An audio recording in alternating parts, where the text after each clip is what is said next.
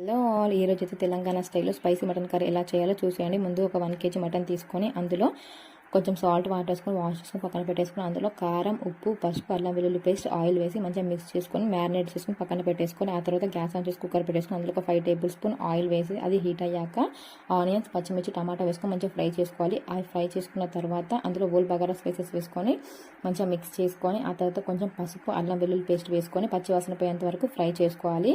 ఆ తర్వాత ముందుగా మ్యారినేట్ చేసుకున్న మటన్ వేసుకొని మంచిగా ఫ్రై చేసుకోవాలి.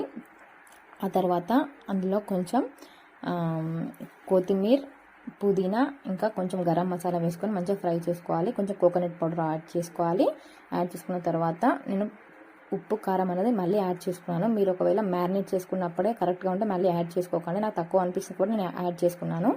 ఆ తర్వాత కొంచెం దానికి తగినన్ని వాటర్ వేసి కుక్కర్ క్యాప్ అయితే పెట్టేసుకోవాలి. ఆ తర్వాత ఒక 4 విజిల్స్ ఇచ్చిన తర్వాత ఓపెన్ చేసుకొని చూస్తే పీస్ ఉడికిపోతుంది. ఆ తర్వాత పైనుంచి మళ్ళీ కొంచెం కొత్తిమీర, గరం మసాలా వేసేసుకొని ఒక 5 మినిట్స్ అలా ఉంచి దించేయడమే. అంతే, స్పైసీ మటన్ కర్రీ అయితే రెడీ అయిపోయింది. ఆల్మోస్ట్ తెలంగాణలో మటన్ కర్రీ అంటే ఎవరైనా ఇలా చేస్తారు.